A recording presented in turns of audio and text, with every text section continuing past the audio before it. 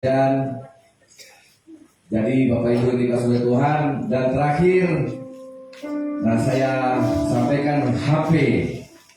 Ya, kita tidak dibenarkan memainkan, menggunakan HP untuk yang lain apapun. Kita di sini hanya untuk menyembah Tuhan dan tidak ada kepentingan yang lain, supaya benar-benar hanya Tuhan yang kita tinggikan selama ibadah. Silahkan setelah ibadah baru menggunakan HP. Tolong HP-nya di-off-kan saja. Baik, kita akan mulai ibadah kita. Masuk gerbangnya bersyukur. Haleluya. Gerbangnya bersyukur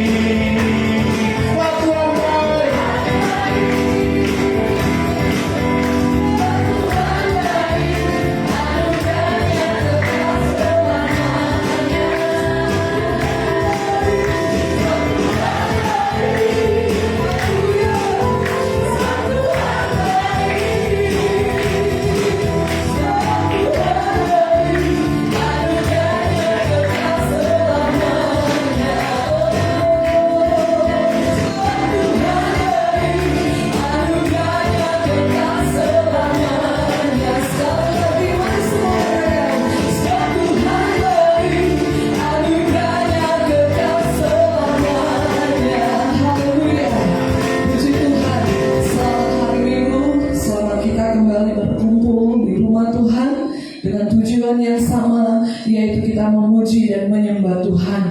Mari berikan waktu yang terbaik hari ini untuk Tuhan hadir dalam hidup kita, menjamah, mencurahkan Roh Kudus-Nya, supaya ketika kita pulang, kita tidak sama waktu datang, karena kita penuh dengan Roh Tuhan, dan kita menjadi manusia yang berbeda. Kita menjadi anak-anak Tuhan, menjadi terang dan garam dimanapun kita pergi dan berada. Mari Bapak Ibu, kita mau bersatu hati dalam doa. Mari dengan kesungguhan hati kita datang kepada Tuhan Yesus. Haleluya. Bapa kami dalam surga, terima kasih buat hari ini. Kami masih diberi kesempatan untuk hidup, menikmati kemurahan Tuhan. Biarlah hari-hari akan kami lalui ke depannya, biarlah kami melangkah bersama dengan Tuhan. Karena siapakah kami sesungguhnya di hadapan-Mu Tuhan? Kami bukan siapa-siapa Tuhan, tetapi karena kasih-Mu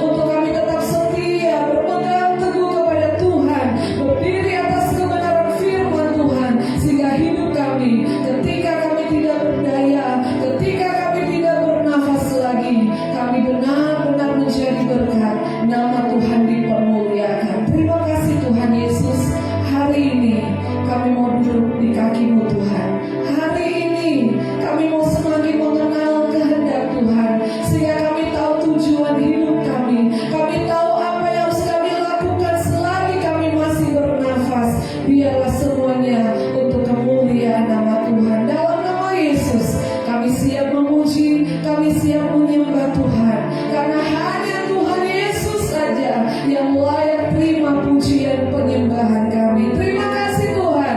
Di dalam nama Tuhan Yesus berkatilah ibadah kami dari awal sampai akhirnya. Biarlah Tuhan Engkau hadir di tempat ini. Curahkan belas kasihan-Mu. Biarlah mata-Mu tertuju di tempat ini pada setiap pribadi kami. Dan kami menikmati kasih Tuhan, kemurahan Tuhan di rumah Tuhan. Menikmati sehingga hidup kami benar-benar berarti dalam setiap perjalanan hidup kami. Dalam nama Yesus kami sudah berdoa. Semua umat Tuhan yang mau masuk lebih dalam lagi dalam hadirat Tuhan, mari sama-sama katakan amin. Haleluya. Bapak Ibu yang saya kasih dalam Tuhan, saya mengundang semua kita bangkit berdiri. Kita ada karena Tuhan, kita dipersatukan karena kasih Tuhan. Oleh sebab itu tidak ada perbedaan di antara kita. Kita satu tubuh Kristus. Mari kita bersuka cita karena Tuhan kita yang luar biasa. Amin. Haleluya. Mari Bapak Ibu boleh bersalaman kiri kanannya. Iya. Mari kita sapa saudara seiman kita. Mungkin waktu datang belum sempat kita bersalaman satu sama lainnya. Kita menikmati sukacita kemenangan yang Tuhan berikan dalam hidup kita. Setiap ratapan kita, setiap duka cita kita, Tuhan sanggup mengubah menjadi sukacita dalam hidup kita. Haleluya. Puji Tuhan.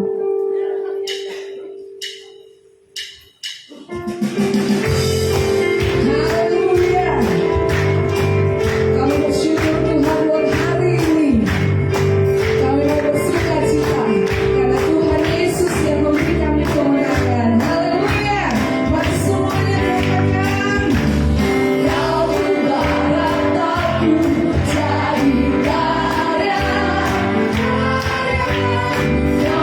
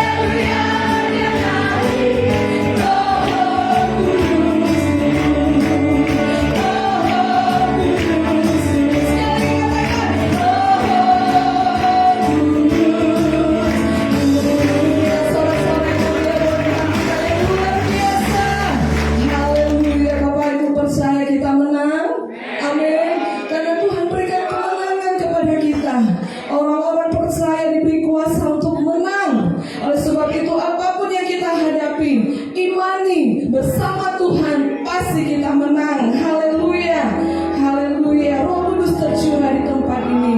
Kita minta Roh Tuhan yang menopang hidup kita, menolong, memberikan kemenangan. Apapun yang terjadi, Tuhan pasti berikan jalan keluar dan kemenangan buat kita semua. Haleluya.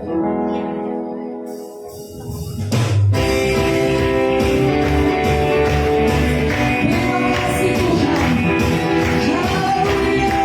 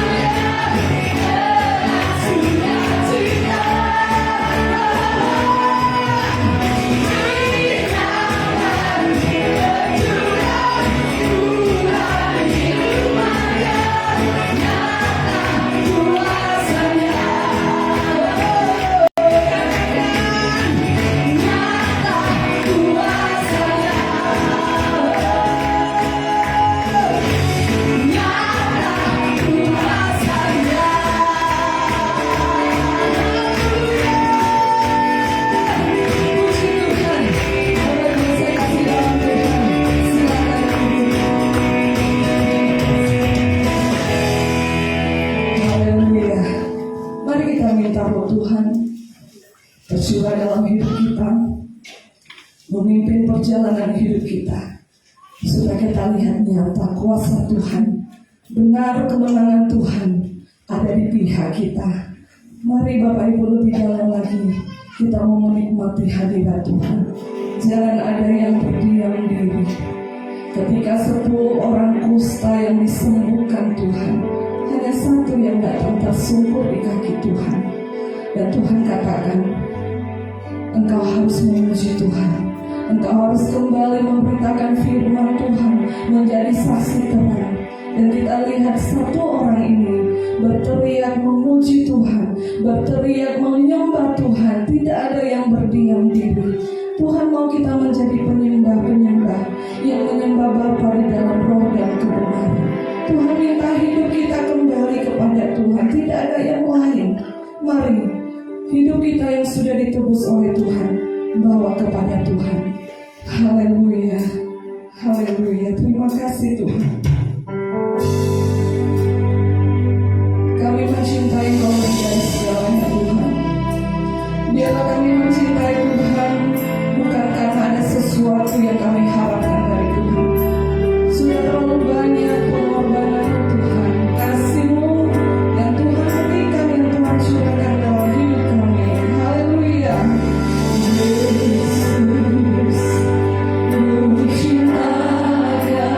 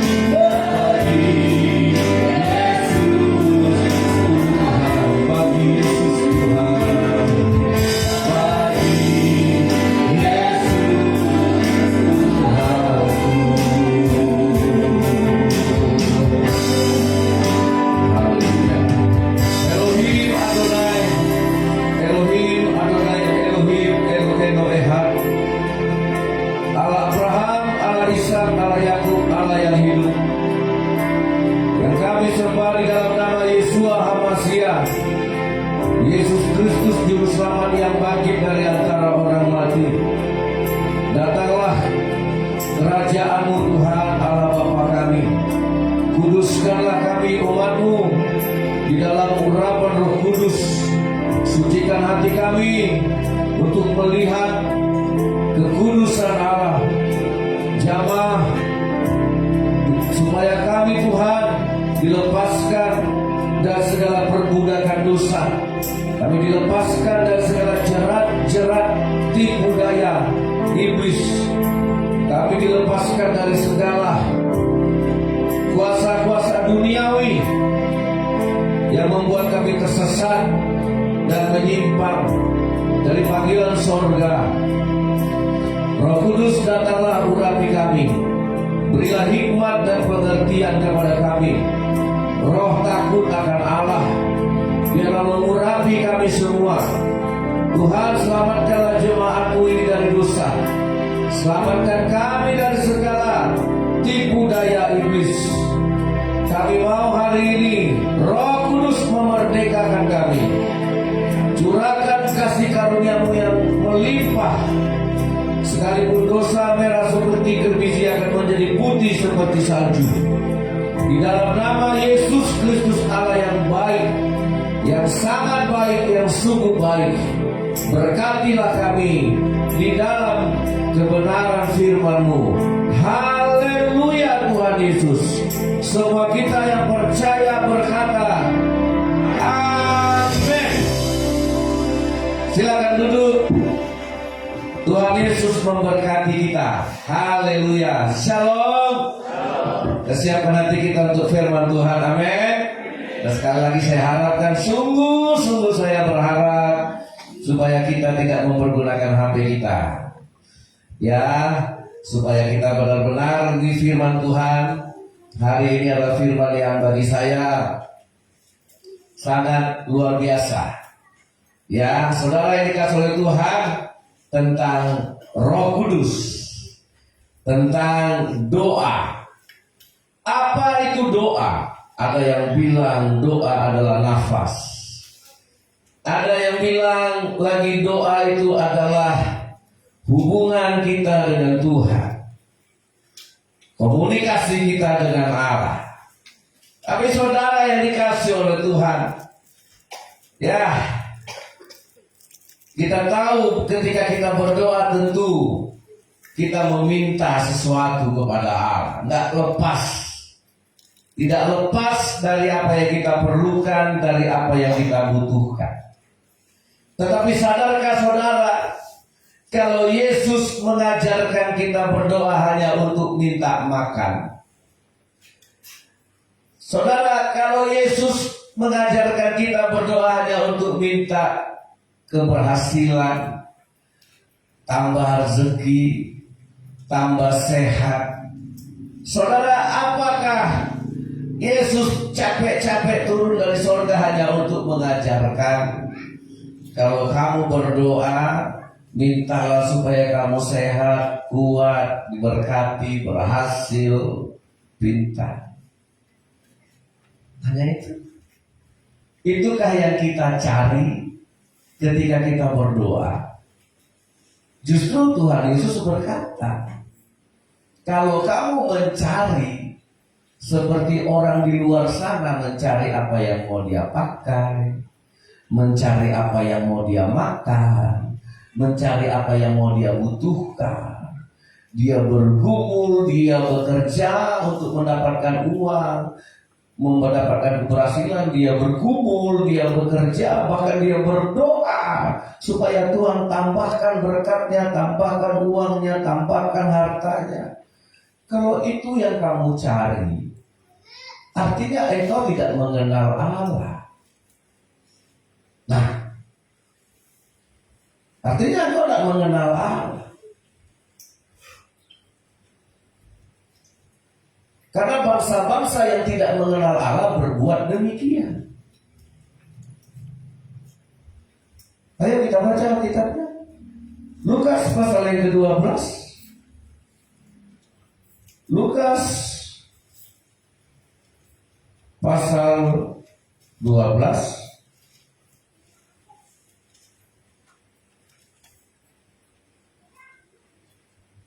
ayat 22 saya baca. Nanti ayat 23 Bapak Ibu yang baca. Yesus berkata kepada murid-muridnya, karena itu aku berkata kepadamu, janganlah khawatir akan hidupmu, akan apa yang hendak kamu makan, dan janganlah khawatir pula akan tubuhmu, akan apa yang hendak kamu pakai. 2, 3.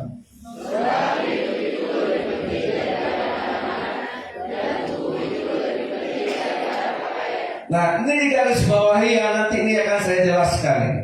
Sebab hidupmu itu lebih penting daripada makanan, dan tubuh itu lebih penting daripada pakaian. Ini kita rahasiakan dulu ya. Tapi ini penting, ya kan? Nah, ini sangat penting supaya kita tahu sebenarnya yang dibutuhkan tubuh apa. Yang lebih penting dari makanan apa? Yang lebih penting dari pakaian apa? Adakah doa itu mengajar saudara mengerti yang lebih penting dari pakaian apa? Yang lebih penting dari makanan apa? Nah, yang lebih penting daripada makanan tentu hidup itu. Yang lebih penting daripada pakaian tentu tubuh kita. Bukan pakaiannya yang lebih penting daripada tubuhnya. Dan bukan makanan yang lebih penting daripada hidupnya. Amin. Sudahkah doa membuka mata hati kita untuk mengerti itu? Tetapi kenyataannya kita kan khawatir. Itu tandanya belum mengerti. Kenyataannya kita cemas. Saya kasih contoh. Ya, Pak Hodang punya uang 1 juta. Dia terima uang 1 juta. Dia taruh, dia sibuk kerja bla bla bla bla. Begitu dia cari uang itu, tahu-tahu uang itu cuma 900.000. Tadi ku terima 1 juta. Setelah dia cari, dia temu kok 900.000 ya. Mikir nggak Pak? Padahal yang hilang 100.000, sukacitanya hilang. Padahal yang nggak ketemu 100.000, gelisah. Semua ditanyain. Di mana tadi bukan? Ada nggak kubelanjakan? Dia lupa yang 900.000 ini.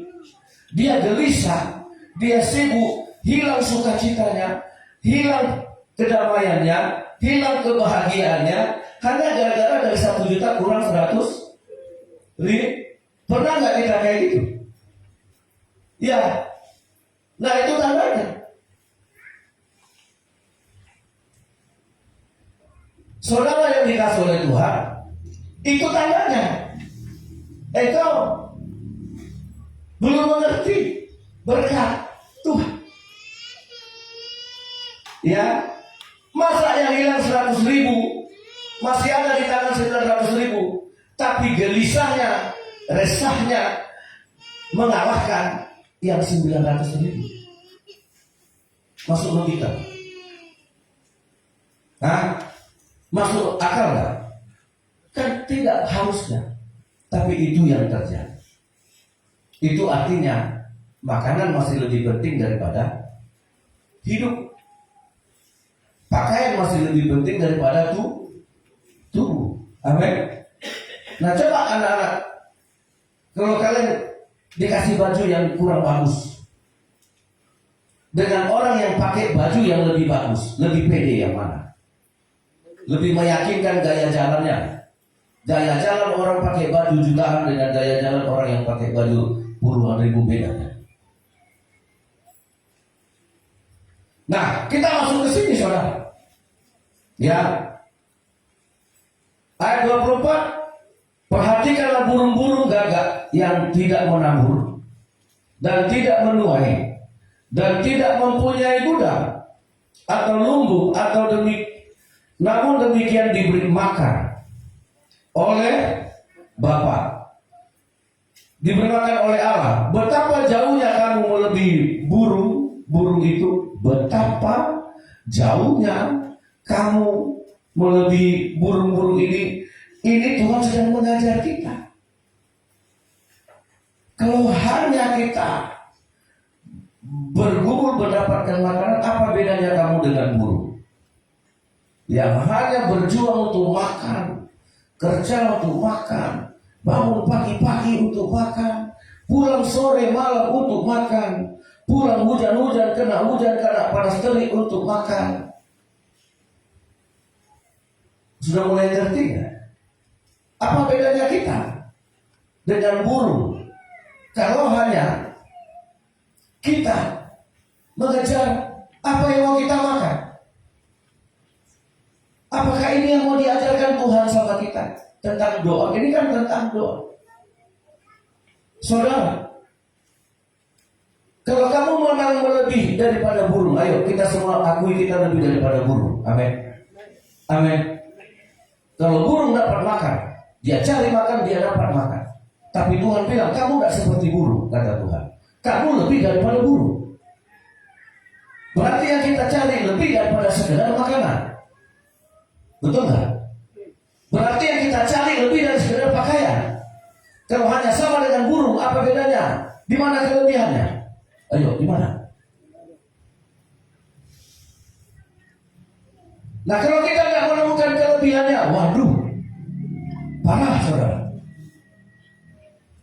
Coba tanya, di mana kelebihan kita? Kita lupakan Tuhan, kita lupakan anak, kita lupakan, kita kerja, kita banting tulang, kita kerja keras. Kita bilang kita workaholic, kita bilang kita pekerja keras. Cari uang. Saudara yang dikasih oleh Tuhan, ya ada yang orang sampai nggak pernah pakai baju, kerjanya pakai singlet aja. Ya saya tahu ada orang kaya, ada orang buka kebun, buka peron, plong, kajunya pakai singlet. Saudara, nggak pernah ke gereja, jarang ke gereja. Saudara, dia kaya. Ya, kalau terpuruk mobilnya di dalam kebunnya, dia pernah ditarik pakai Rubicon. Kita seperti itu. Di mana bedanya? Ayo. Makanya Tuhan perhatikan burung-burung gagak yang tidak menabur dan tidak menuai dan tidak mempunyai gudang atau lumbung namun diberi makan oleh Bapa. Betapa jauhnya kamu melebihi burung-burung itu. Ayo silakan ayat 25. 2, 3. Ayo yang keras dong. 2, 3.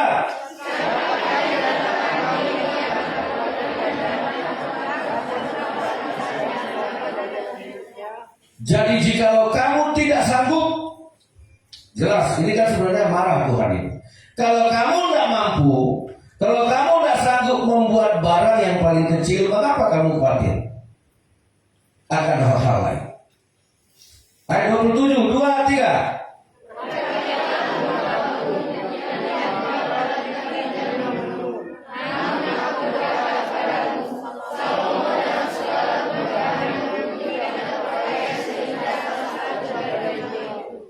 Jadi jika rumput di ladang yang hari ini ada dan besok dibuang ke dalam api, demikian didandani Allah. Terlebih lagi kamu, hai orang yang kurang percaya. 29, lanjut 2, 3.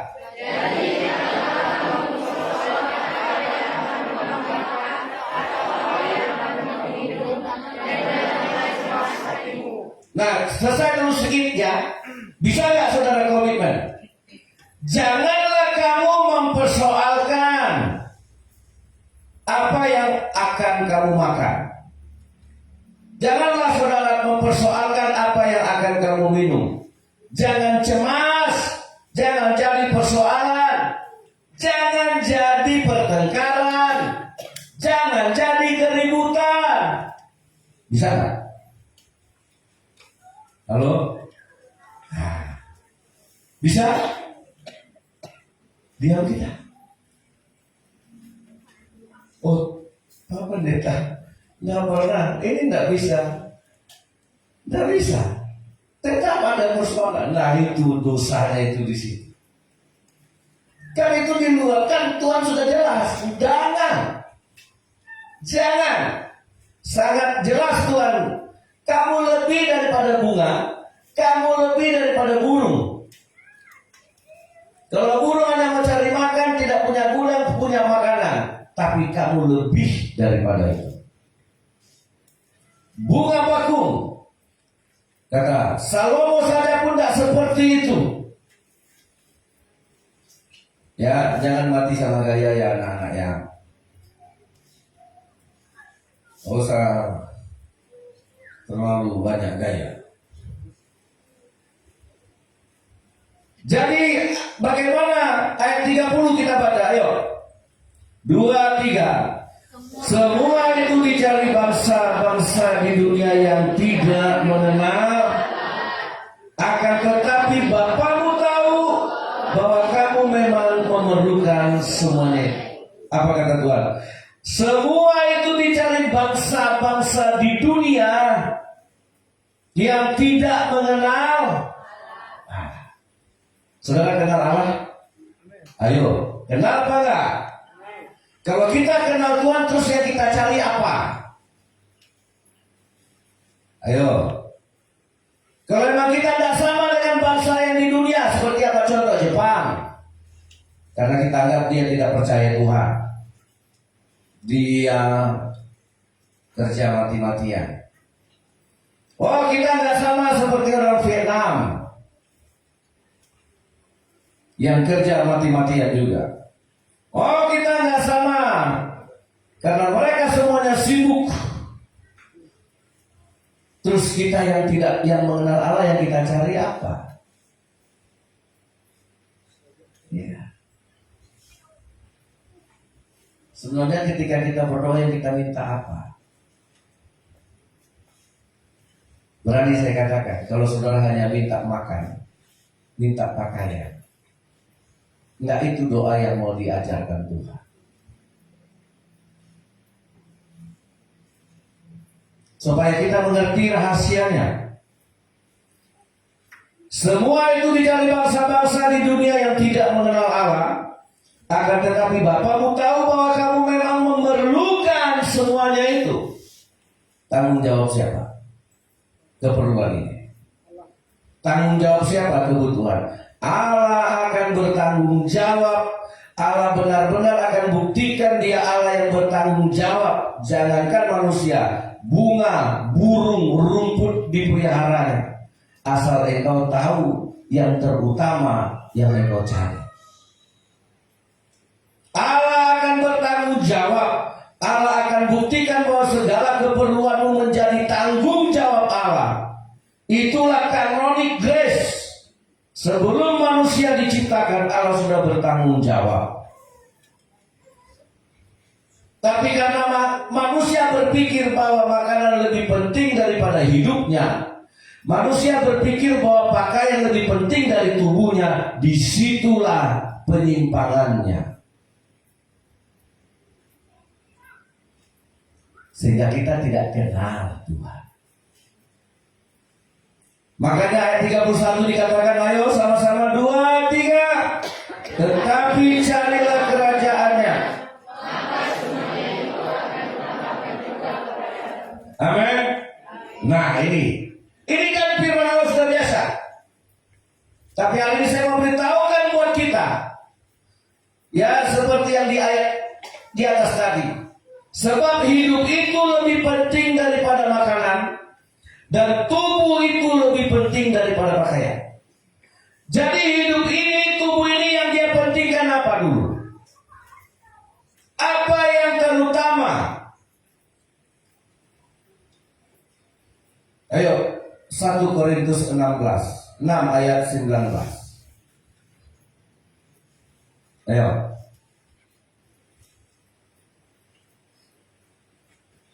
1 Korintus 6 ayat 19, sama-sama kita baca.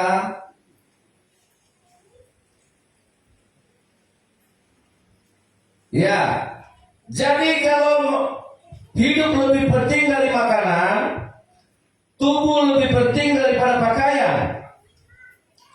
2, 3. Atau tidak tahukah kamu? Memang tidak tahu bahwa tubuhmu adalah bait yang diam di dalam kamu, Roh Kudus yang kamu peroleh dari Allah, dan bahwa kamu bukan. Kita merasa milik kita sendiri kan, sehingga kita capek.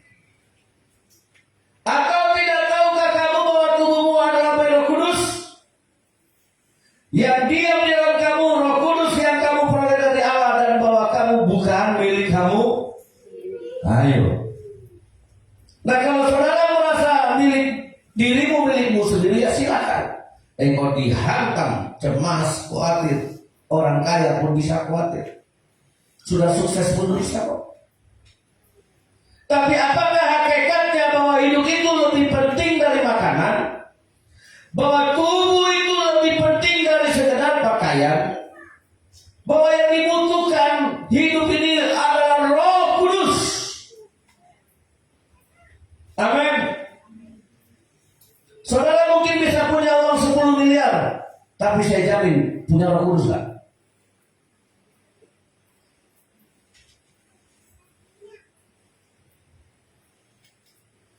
Saudara mungkin bisa mencapai puncak jabatan tertinggi di dunia ini.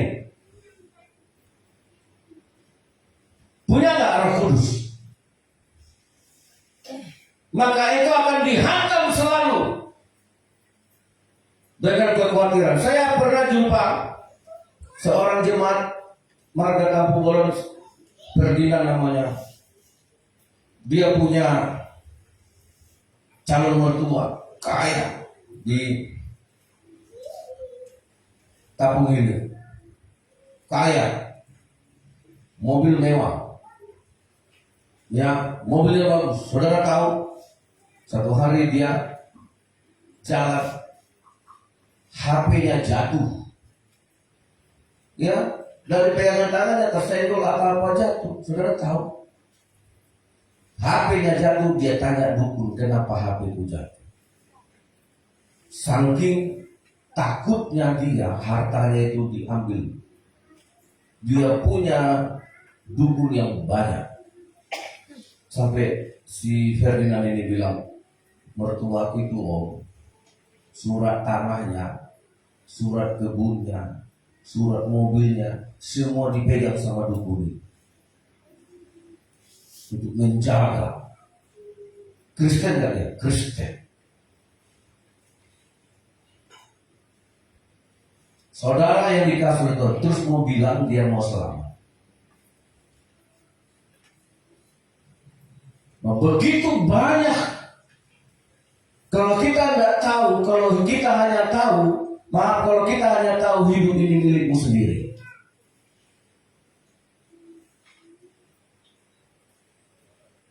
Jadi ya saudara, jadi tubuh ini, kenapa dibilang Tuhan kita lebih daripada burung? Kamu melebihi burung. Burung yang hanya kerjanya cari makan, itu pun dipelihara Tuhan.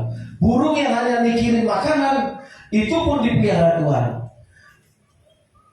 Bunga yang hanya mikir makan, itu pun dipelihara Tuhan. Tapi kamu lebih daripada semuanya itu. Di mana kelebihannya? Kelebihan kita kalau Roh Kudus diam di dalam kamu. Amin. Mau gak saya ajak berdoa sebentar? Serius. Tidak usah kita minta yang lain. Mari semuanya berdoa. Saya kasih waktu 2 menit. Mintalah Roh Kudus berdiam. Itu yang membuat engkau lebih daripada binatang. Ayo kita berdoa. Mari 1, 2, 3. Mintalah Roh Kudus berdiam dalam kita, supaya aku lebih daripada burung, lebih daripada binatang. Amin. Oke, kita lanjut. Ya, kita lanjut. Dalam Lukas pasal 11, saya sengaja mencari ayat yang berdekatan. Lihat di situ, Lukas 11. Kita mulai baca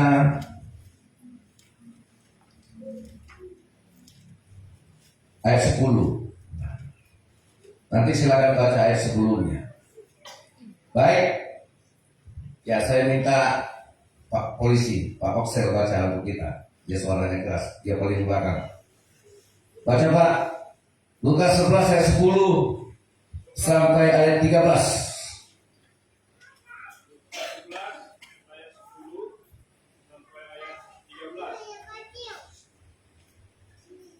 Karena setiap orang yang meminta menerima, dan setiap orang yang mencari mendapat, dan setiap orang yang mengetok baginya pintu dibukakan. Terus ayat 11. Bapa manakah di antara kamu, jika anaknya minta ikan daripadanya, akan memberikan ular kepada anaknya, itu ganti ikan. Terus Atau jika ia meminta telur, akan memberikan kepadanya kalajengking. Terus Jadi jika kamu yang jahat tahu memberi pemberian yang baik kepada anak-anakmu, apalagi Bapamu yang di surga, Ia akan memberikan Roh Kudus kepada mereka yang meminta kepadanya. nah, untung tadi saya kasih tahu. Selama ini kita hanya berputar, bergelut bagaimana kebutuhan sandang pangan papan kita dipenuhi. Pernahkah dikatakan seperti yang dikatakan Tuhan, Bapak mana? Kalau anaknya minta ikan dikasihnya ular. Bapak mana kalau anaknya minta telur terus dikasihnya kalajengking? Tidak ada. Jawabannya tidak ada. Jadi jika kamu yang jahat tahu memberi pemberian yang baik kepada anak-anakmu, apalagi Bapakmu yang di surga, Ia akan memberikan apa? Roh. Kepada siapa? Kepada yang minta. Makanya tadi aja kita minta. Ayo bikin persentase selama kita jadi orang Kristen. Berapa kali saudara sungguh meminta Roh Kudus? Karena Tuhan sudah menggaransi, kalau bapak di dunia aja minta, anaknya minta ikan, tidak dikasihnya ular. Permintaan yang tidak akan pernah ditolak Tuhan. Kalau engkau minta Roh Kudus, itu tandanya engkau lebih dari segala ciptaan Tuhan, bahkan lebih daripada malaikat. Amin. Ini jujur, prioritas enggak? Kalau memang kita mengakui bahwa hidup itu lebih penting daripada makanan, bahwa tubuh itu lebih penting daripada pakaian, jawabannya adalah kamu membutuhkan Roh Kudus. Amin. Apakah Roh Kudus itu lebih penting daripada makanan? Saya balik. Apakah Roh Kudus itu lebih penting daripada pakaian? Tepuk dada saudara, tanya nih. Karena inilah kerinduan Tuhan. Kenapa mesti Roh Kudus? Inilah kuncinya. Saudara terima Roh Kudus, semuanya ditambahkan kepadamu. Saya mau kasih tahu sama saudara. Kenapa? Kenapa Roh Kudus? Ada apa dengan Roh Kudus? Kejadian 1 ayat 1 dan 2. Pada mulanya langit dan bumi belum berbentuk dan kosong. Gelap gulita meliputi samudra dan Roh Allah melayang-layang di atas permukaan air. Belum ada air, belum ada matahari, belum ada apapun. Roh Kudus sudah ada. Itu makanya kalau kau berdoa kata Tuhan, minta Roh Kudus. Roh Kudus tidak bergantung dengan fasilitas. Halo anak-anakku, kalian punya Roh Kudus bukan karena orang tua mampu kuliahin. Karena sebelum dunia ini belum ada apa-apa, Roh Kudus sudah ada. Jadi dunia ini yang kita lihat megah dan indah hari ini terjadi karena siapa? Karena sebelum ada dunia ini, puji Tuhan, syukur, alhamdulillah, haleluya, sudah ada Roh Kudus. Amin. Terus kenapa itu tidak kita minta? Tidak penting. Ayo Bapak Ibu yang punya anak, tanggung jawab nggak mendidik anak kita punya Roh Kudus? Itu nggak tanggung jawab saya ya sebagai pendeta. Halo, nah nanti ini anak-anak yang mau menikah kalian nanti saya ingatkan hari ini. Buat AC, Happy, itu yang udah kebelet.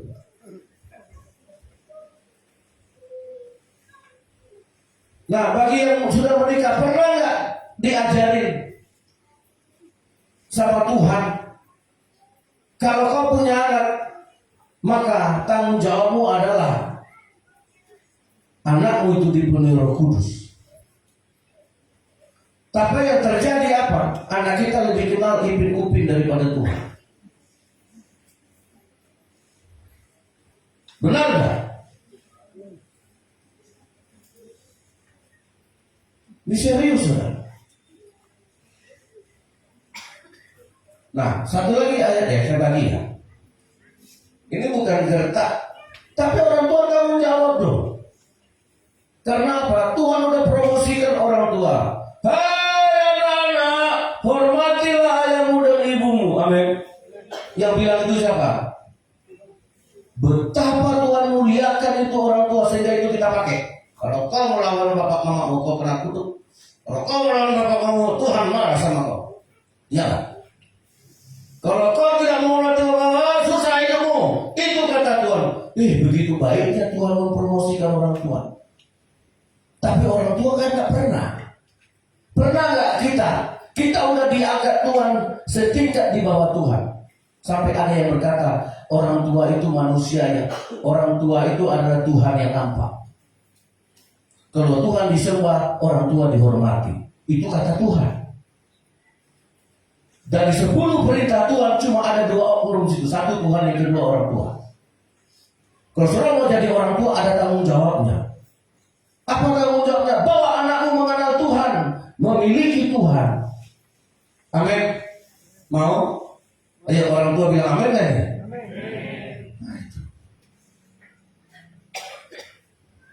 Jangan hanya kita melahirkan anaknya.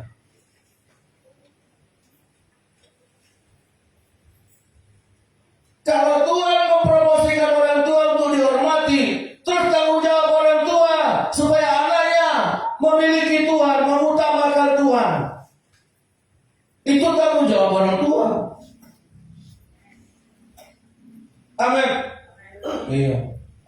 Makanya kalau saya konseling pranikah ini tetap saya ajarkan.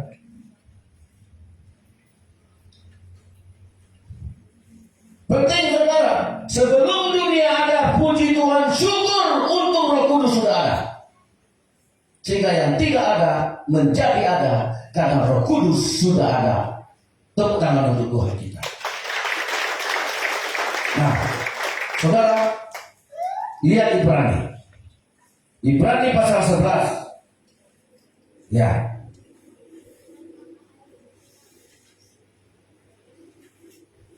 Baca ayat 1. Kita tahu semua ini kan.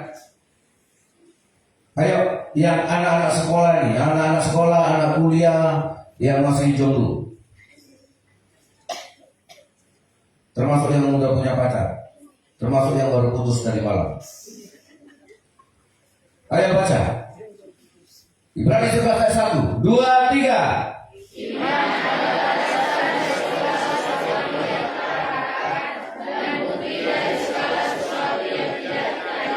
Dan ngerti ayat ini? Iman adalah dasar dari segala sesuatu yang kita harapkan. Dasar dari segala dasar yang kita butuhkan. Apa? Butuh jodoh, butuh pekerjaan, butuh kesehatan, butuh masa depan, butuh keberhasilan. Dasar dari semua yang saudara butuhkan itu apa? Tuhan. Amin. Dasarnya itu. Tapi kita lupakan Tuhan, kita langkai Tuhan, karena seperti dunia ini. Iman adalah dasar dari segala sesuatu yang kita harap. Tapi ternyata Tuhan kecewa. Kita tidak pernah mengharapkan. Ayo lanjut. Dan bukti dari segala yang tidak kita lihat. Nih, kau cewek, tahu nggak kau 10 tahun lagi kau jadi apa? Nggak tahu. Nggak ada yang bisa menggambarkan masa depannya. Tapi bukti dari segala sesuatu yang tidak kamu lihat, itu adalah Tuhan yang memelihara, yang mempunyai rencana, yang sanggup membuat yang tidak nampak menjadi nampak. Jadi iman adalah dasar dari segala sesuatu yang kita harapkan, dan bukti dari segala sesuatu yang tidak kita lihat. Itu hanya satu, namanya Allah Roh Kudus. Amin. Amin. Saya nggak pernah tahu saya jadi pendeta. Sekitar tahun 85 sebelum bapak saya meninggal, salah satu mahasiswa yang menjadi jemaat waktu bapak saya buka pelayanan di Pekanbaru di Jalan Mangga, marganya Sinaga, dia masih kuliah. Marga Sinaga ini seleting dengan Rusli Zainal, gubernur dulu. Dan marga Sinaga namanya Mula, Bang Mula saya panggilnya, Mula Sinaga. Tulang, kalau Tulang nanti dipanggil Tuhan, siapa yang meneruskan pelayanan Tulang ini? Itu tahun 85. 85 itu saya masih SMP. Dia bilang, si Ulon yang akan melanjutkan pelayanan saya nanti. 87 bapak saya meninggal. Dan saya nggak tahu ceritanya. Mama saya juga nggak tahu. Ya, sekitar tahun 2006 atau 2007, Mula Sinaga ini dapat tugas ke Pekanbaru. Dia kerja di Kementerian Dalam Negeri.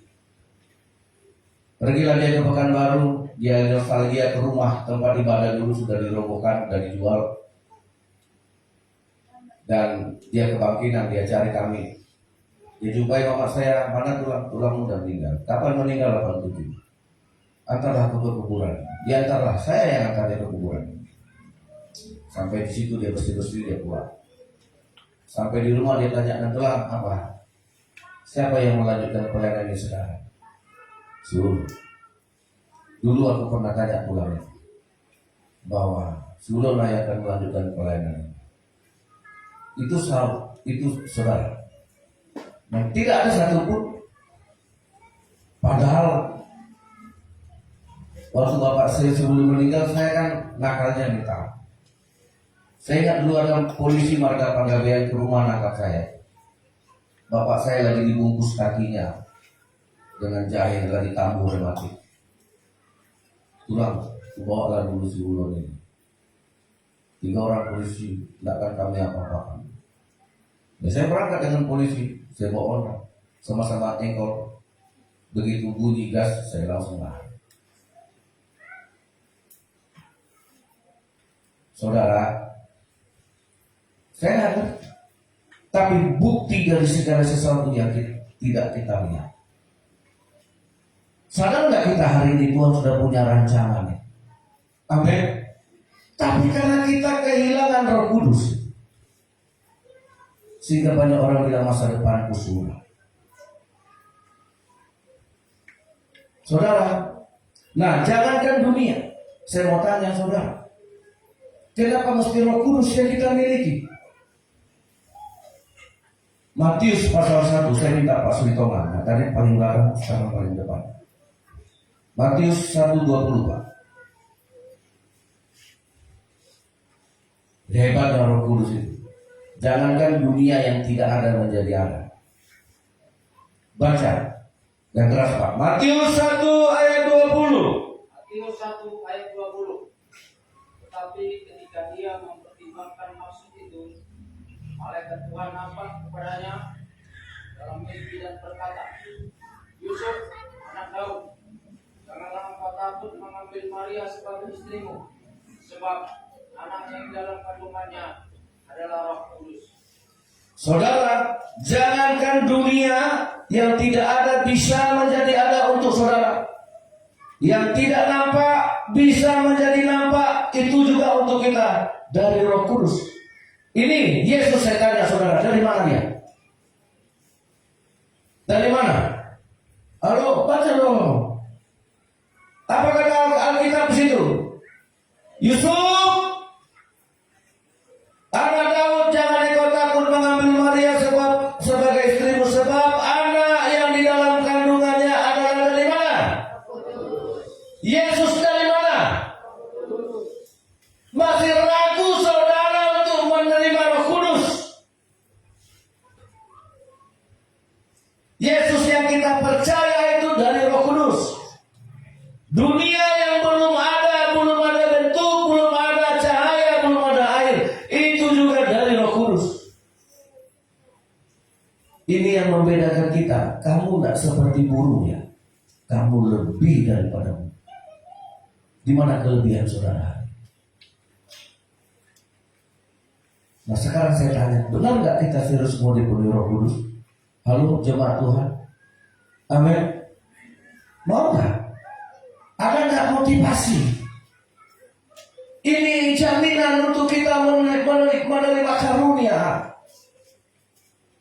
Jadi orang Kristen jangan main-main. Saya rugi kalau mengembalakan saudara hanya untuk formalitas. Nggak ada untungnya. Nggak ada. Jemaat setuju dengan saya, amin. Amin. Baca 1 Korintus 2 ayat 12.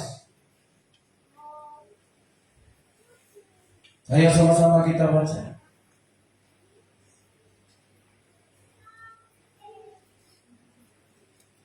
1 Korintus 2 ayat 12. Nah kita harus proklamir hari ini. Berani katakan saya tidak menerima roh dunia. Ternyata di dunia ini ada roh lain. Itulah yang roh yang bersombong lupa sama Tuhan. Tapi roh Allah akan membuat engkau mendekat kepada Tuhan. Ayo baca 2, 3. Kita tidak menerima roh dunia, tetapi roh yang berasal dari Allah, supaya kita tahu apa yang dikaruniakan Allah. Kita itu ganti dengan saya. Amin. Ini habis kita doa lagi. Tapi saya mau serius nih. Kita ganti dengan saya atau aku, atau mau pakai bahasa Inggris boleh. 1, 2, 3. Saya tidak menerima roh dunia, tapi roh yang berasal dari Allah, supaya saya tahu apa yang dikaruniakan Allah kepada kita. Terakhir, kita ganti dengan nama saudara dalam doa. Mau? Tapi itu sambil berdoa. Hitungan ketiga, mulai dengan sungguh-sungguh. 1, 2, 3. Sebut nama saudara. Ulun tidak menerima roh dunia, tetapi roh yang berasal dari Allah, supaya ulun tahu apa yang dikaruniakan Allah kepada ulun. Katakan saudara berulang-ulang kali, tidak apa-apa. Nyatakan itu. Perkatakan itu.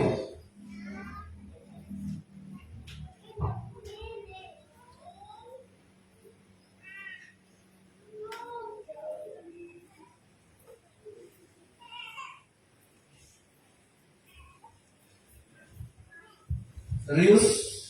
Baik. Saudara boleh ulang-ulang. Kita nyanyikan pujian rohmu yang hidup, penuhiku.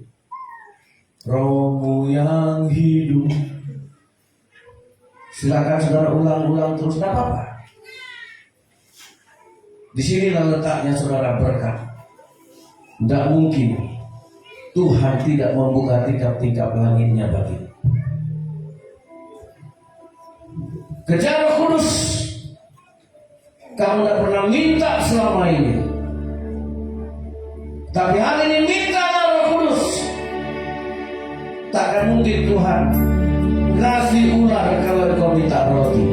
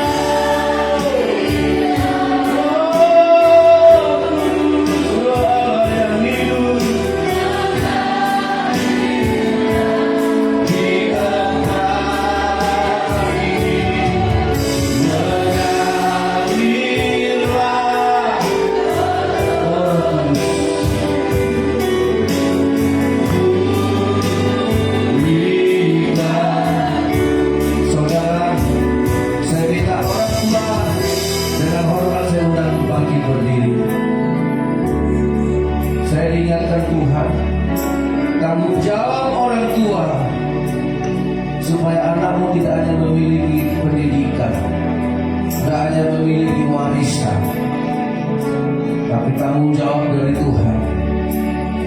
Anakmu harus memiliki roh Tuhan di dalam dirinya. Doakan anak-anak saudara. Sebut nama anakmu, katakan Bapa. Selama ini aku tidak pernah minta anakku dipenuhi Roh Kudus. Aku minta nilainya bagus. Aku minta nilainya baik. Aku minta kelakuannya bagus. Aku minta anakku rajin, tapi aku tidak pernah minta menumpangkan tangan kepada anakku dan supaya Roh Kudus turun kepada. Doakan anak saudara, itu kamu jawab saudara. Puji Tuhan kalau anaknya masih bisa digendong. Tumpangkan tanganmu kepada anak. Dan anak-anak, kalian berdoa sama Tuhan supaya kelak kalian jadi orang tua. Ingat korban.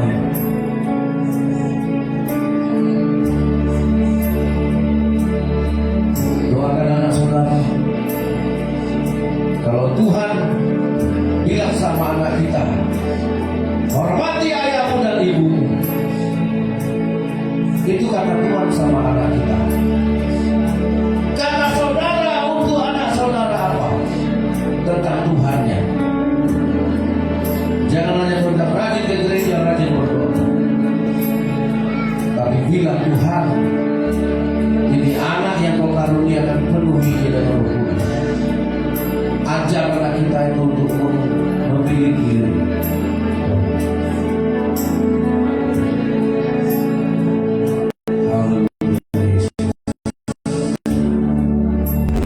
Tuhan Yesus. Pulihkanlah setiap keluarga, biarlah Roh Tuhan menjadi milik kami, kepunyaan kami. Itulah yang membuat kami lebih daripada seluruh ciptaan Tuhan yang lain. Kamu lebih daripada burung-burung yang terbang di udara. Kamu melebihi bunga-bunga bakung yang di lembah. Kamu melebihi ciptaan Tuhan apapun, karena kamu berharga. Milikilah kelebihan itu melalui Roh Kudus yang ada dalam hidup kita. Itulah kelebihan. Terima kasih Tuhan. Dan apa berdoa hari ini biar Roh Kudus membuat kami insaf, bertobat dan lahir baru. Di dalam nama Tuhan Yesus. Haleluya. Haleluya. Amin. Silakan duduk. Saya undang pelayan perjamuan kudus maju ke depan. Bapak Ibu, kita akan menerima perjamuan kudus. Kita siapkan hati kita untuk menerima roti sebagai tubuh Kristus dan anggur sebagai darah Yesus. Kita berdoa. Elohim Abraham, Elohim Ishak, Elohim Yakub, Elohim Adonai, Elohim Bapa yang di sorga, dikuduskanlah, disucikan dan dipermuliakan namamu. Datanglah kerajaanmu, lawatlah kami Tuhan melalui darah anakmu, melalui pengorbanan Kristus Tuhan yang turun ke dunia. Kami hari ini menerima roti dan anggur ini. Biarlah dikuduskan, dijamah, diurapi oleh Roh Kudus, supaya roti ini menjadi tubuh Yesus, tubuh yang tanpa dosa, menyatu dengan tubuh kami. Dan darah anak domba Allah, darah perjanjian, darah yang mahal itu menjadi harga yang menebus kami, supaya kami berharga. Kami terima dengan hati yang tulus di dalam nama Tuhan Yesus. Amin. Baiklah, perjamuan ini akan diberikan kepada yang sudah berumur SMA ya, 17 tahun.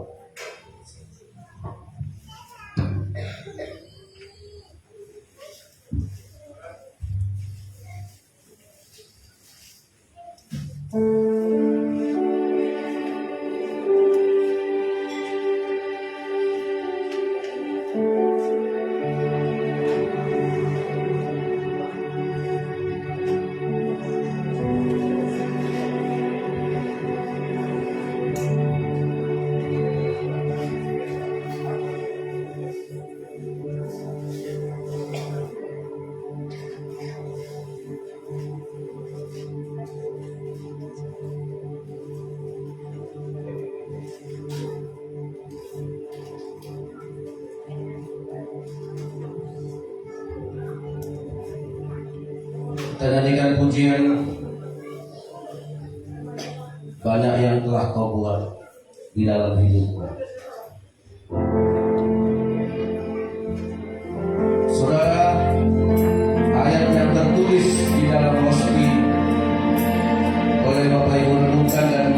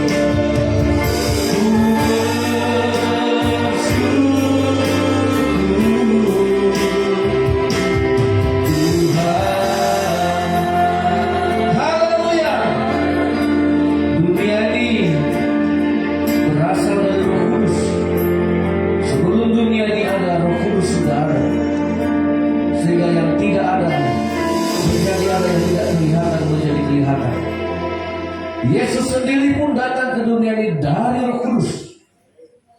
Saudara terima Roh Kudus. Semuanya ada di dalam Roh Kudus. Sebelum kita memakan roti ini, Yesus sendiri pun datangnya dari Roh Kudus, saudara.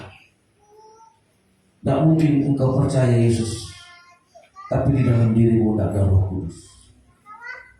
Angkat roti, angkat kepada Tuhan. Yesus sendiri berasal datang dari benih Roh Kudus. Itu artinya apa? Kita juga harus punya Roh Kudus. Haleluya. Berdoa kepada Tuhan. Angkatlah roti di tangan kanan. Beginilah firman Tuhan. Sebab apa yang telah kuteruskan kepadamu telah kuterima dari Tuhan, yaitu bahwa Yesus pada malam waktu ia diserahkan, Yesus mengambil roti.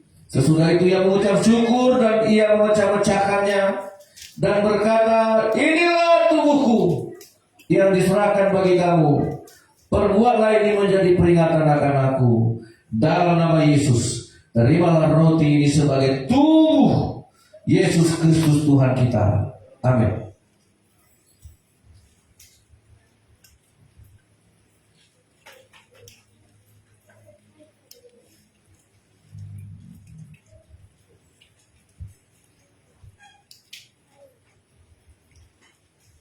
Haleluya. Angkatlah cawan di tangan kanan. Haleluya. Kita dengarkan firman Tuhan. Demikian juga ia mengambil cawan sesudah makan. Lalu Yesus berkata, cawan ini adalah perjanjian baru yang dimateraikan oleh darahku. Perbuatlah ini setiap kali kamu meminumnya menjadi peringatan akan aku. Demi nama Yesus Kristus, terimalah anggur ini sebagai darah, perjanjian darah kudus yang menebus kita dari segala dosa, maut, segala kebodohan. Amin.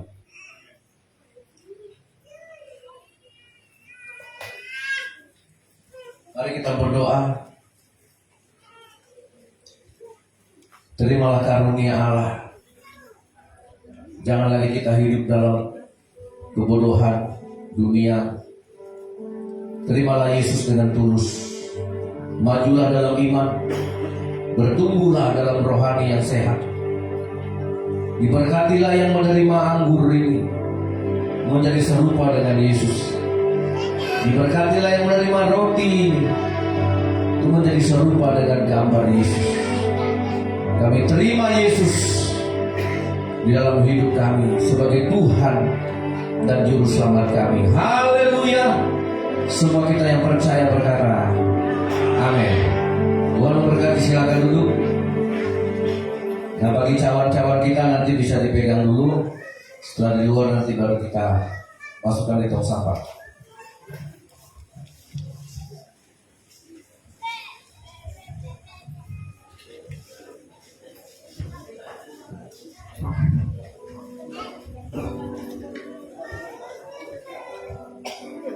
Shalom. Baik, sebelum kita memberikan persembahan, sebenarnya saya tergerak dari semalam menyampaikan ini. Di malam saya sudah izin dulu sama Pak Ketua Panitia menyampaikannya tentang pembangunan. Bapak Ibu sudah menyaksikan tahap pertama, fondasi kita sudah selesai. Dan nanti bendahara bisa rilis laporan untuk tahap pertama, yaitu pembangunan, kalau saya tidak salah. Untuk tahap pembangunan ini sekitar 35.600.000, sekitar segitu. Tidak meleset banyak. Tapi angka detailnya nanti ada sama bendahara, nanti bisa dirilis. Ya, jadi untuk tahap pertama fondasi sudah dengan biaya 35.600.000 sekian. Dan saya tidak tahu berapa uang yang sudah terkumpul lewat persembahan kita. Nah, kita akan masuk ke tahap selanjutnya, Bapak Ibu. Tahap selanjutnya adalah menegakkan tiang dan atap. Rangka yang kita gunakan rangka besi sini sudah dikasih rincian harga, tapi saya globalkan aja, nanti di share aja di HP saya, maaf. Dari tiang, atap kita atap alderon, atap kedap suara. Kalau hujan nggak kedengaran, kalau suara dari dalam nggak keluar. Jadi atap itu per meternya 220.000. Nah, jadi satu atap itu panjangnya 4 meter. Jadi 4 meter, 8 meter sebelah sini, kerucutnya 8 meter sebelah sini. Nah, untuk atapnya saja 48 juta. Itu baru sampai di belakang Benaya itulah. Pas dekat AC yang kedua itu. Tahap kedua kita tidak langsung sampai ke belakang, sampai ke depan, karena kita mau kerja cepat.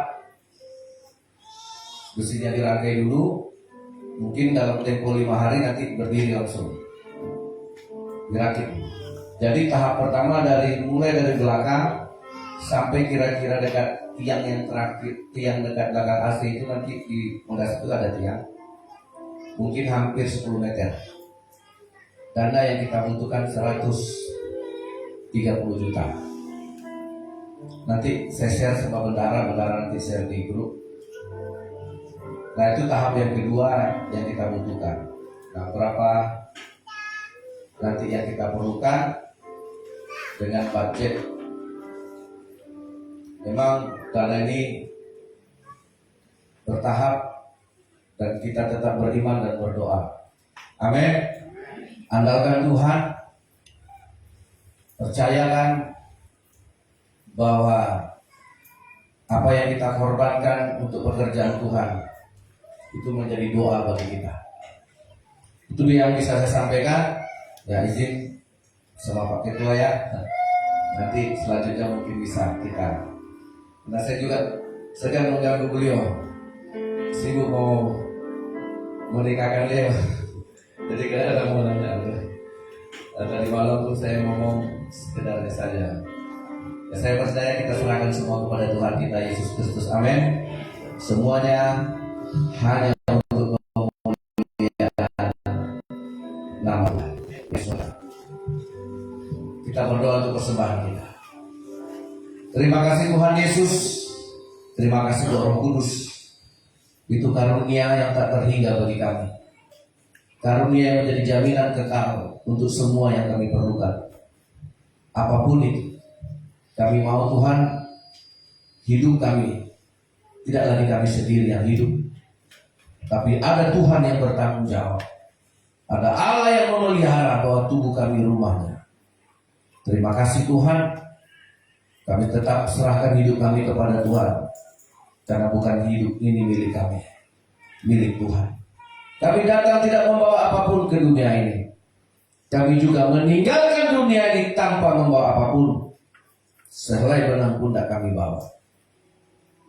Tuhan yang memberi, Tuhan yang mengambil.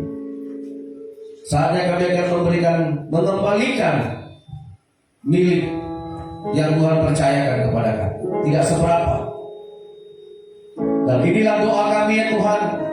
Ketika kami memberi, itulah doa kami yang terbaik. Terimalah kiranya Tuhan menerima persembahan kami. Alangkah ruginya kami Tuhan kalau persembahan ini tidak Engkau perhitungkan. Kami rindu, terimalah persembahan ini yang kami serahkan dengan setulus-tulus hati kami. Haleluya. Amin. Haleluya. Mari kita berikan persembahan terbaik buat Tuhan. Kita akan pujian anggur baru.